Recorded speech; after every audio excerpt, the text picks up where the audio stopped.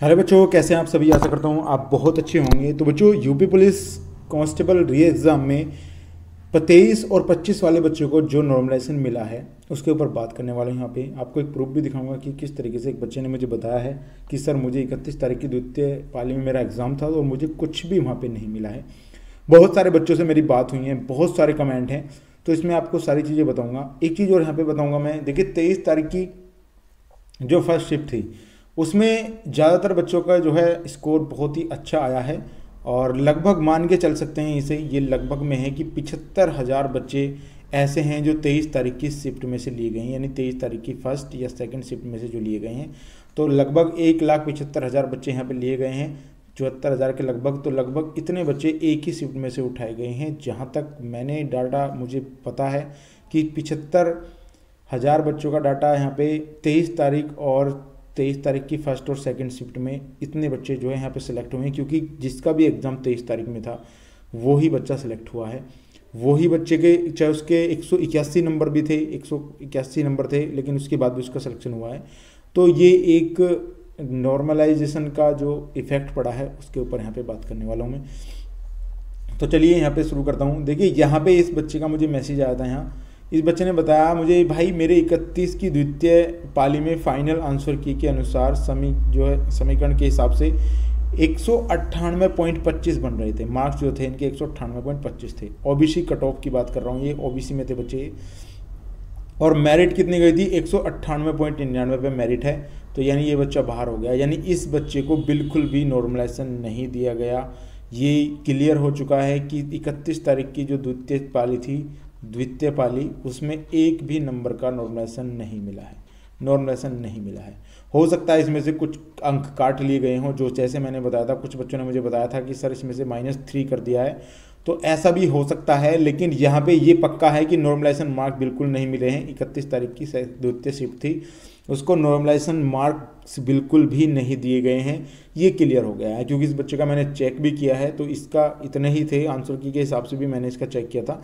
तो यहाँ पे इस बच्चे ने बताया है। और आपको यहाँ पे बताता हूँ, बात हम करने वाले हैं यहाँ पे 23 तारीख और 25 तारीख की, जिन्हें नॉर्मलाइजेशन मिला है।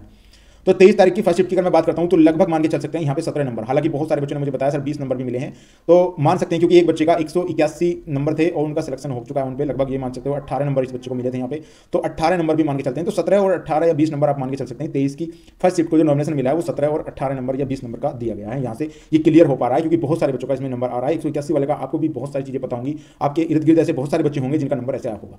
अब बात करता हूँ यहाँ पे 23 तारीख की सेकंड शिफ्ट का। इसमें थोड़ा नॉमिनेशन कम मिला है, क्योंकि इसमें 8 नंबर का बता रहे हैं। एक बच्चे का मुझे मैसेज भी आया था कि सर 12 नंबर का भी यहाँ पे दिया गया है, तो 8 से 12 नंबर आप यहाँ पे मान सकते हैं कि 8 से 12 नंबर तक का सेकंड शिफ्ट को भी मिला है, यानी फर्स्ट और सेकंड दोनों शिफ्ट को यहाँ पे इन्हें बेनिफिट मिला है। अब बात करते हैं यहाँ पे 25 तारीख की। बहुत सारे बच्चों का मैसेज था, सर 25 तारीख के बारे में बताइए। तो 25 तारीख की फर्स्ट शिफ्ट की अगर मैं बात करता हूँ तो 4 से 5 नंबर यहाँ पे दिए गए हैं। हालांकि मुझे मैसेज भी आया था सर 10 नंबर भी मेरे बढ़े हैं, तो उसमें मैं नहीं मान रहा हूँ, लेकिन यहाँ पे 4 से 5 नंबर बिल्कुल मान रहा हूँ मैं बढ़े हुए, क्योंकि ये बच्चे का नंबर यहाँ पे आया हुआ है। ठीक है, बात करते हैं यहाँ पे 25 तारीख की सेकंड शिफ्ट में। तो यहाँ पे 10 से 12 नंबर बढ़े हैं, ये बच्चों ने बताया है। हालांकि बच्चे तो 15 नंबर तक भी बता रहे हैं, तो 15 नंबर को तो मैं एक साइड में रखता हूँ, लेकिन 10 से 12 नंबर का आप मान के चल सकते हैं यहाँ पे नॉर्मलाइजेशन मिला है। तो यहाँ पे बहुत सारे बच्चों का मुझे यही मैसेज था, सर एक बार 23 तारीख और 25 तारीख के बारे में बताइए। तो 23 तारीख और 25 तारीख के बच्चे ही सबसे ज्यादा यहाँ पे सिलेक्ट हुए हैं, क्योंकि जिसका भी एग्जाम 23 तारीख का था और यहाँ पे 25 तारीख का था, उनके ज़्यादातर देखने को मिला है कि उनका रिजल्ट पॉजिटिव आया है, यानी उनका इस मेरिट में नाम है। चाहे उसके 181 नंबर हैं, चाहे 190 नंबर हैं, उनका यहाँ पे मेरिट में नाम आया है। लेकिन आप देख सकते हैं 31 तारीख की फर्स्ट शिफ्ट और 31 तारीख की सेकंड शिफ्ट को कोई नॉमिनेशन मिला है। 31 तारीख की फर्स्ट शिफ्ट को बता रहे हैं बच्चे 1 से 2 नंबर का नॉमिनेशन मिला है, लेकिन यहाँ पे 0 नंबर का या -3 हो सकता है 31 तारीख में।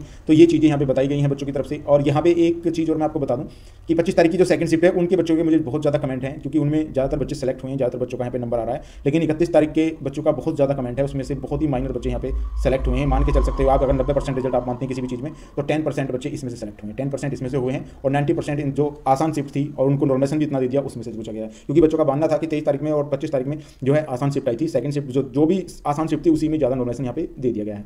तो कई सारे बच्चों का यहाँ पे मैसेज था मुझे इस चीज़ में भी। तो ये चीज़ हुआ है, ये होता है नॉर्मलाइजेशन का खेला मान सकते हैं आप, इसको धोखा मान सकते हैं, कुछ भी मान सकते हैं। हमेशा मैं आपसे यही कहूँगा, मैं हर बार यही कहता हूँ, ना ही किसी के मार्क्स यहाँ पे दिखाए जाएंगे। बहुत सारे बच्चे कह रहे सर हमारे मार्क्स दिखाए जाएंगे, नहीं दिखाए जाएंगे। बच्चे उन्हीं के मार्क्स दिखाए जाएंगे जो यहाँ पे फाइनल मेरिट में सेलेक्ट होंगे, उन्हीं के मार्क्स यहाँ पे आएंगे, आपके नहीं आएंगे। तो मैं इसलिए कहता हूँ कि आपको ये करना चाहिए कि सभी एग्जाम जो है एक दिन ही हो।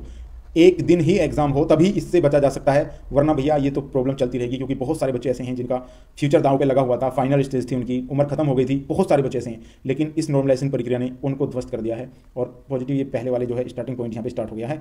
तो यहाँ पे तीनों खाने यहाँ पे भर दिए गए हैं, लेकिन जो बच्चे पहले थे, पुराने थे, जिनको लगता था कि हमारा नंबर आ जाएगा, वो नॉर्मलाइजेशन उनको बाहर कर गया है बच्चों। तो ये चीज़ें हैं, बहुत सारी चीज़ें हैं इसमें समझने के लिए। अगर आप ये चीज़ मानेंगे तो मेरे हिसाब से तो पेपर एक ही दिन होना चाहिए सबका ही, 1 से 2 दिन में हो जाना चाहिए, क्योंकि जितना लंबा ज़्यादा शिफ्ट होंगी भाई, किसी न किसी शिफ्ट में तो प्रॉब्लम यहाँ पे आनी है। खैर वो तो आप देख लेना किस चीज़ को, आगे देखेंगे क्या होगा। तो अभी फिलहाल के टाइम बच्चों ये थी आज की हमारी वीडियो। आशा करता हूँ वीडियो आपको पसंद आई होगी। पसंद आई तो प्लीज़ वीडियो को लाइक और चैनल को सब्सक्राइब जरूर कर लीजिएगा। मिलता हूँ नेक्स्ट वीडियो में, तब तक के लिए गुड बाय।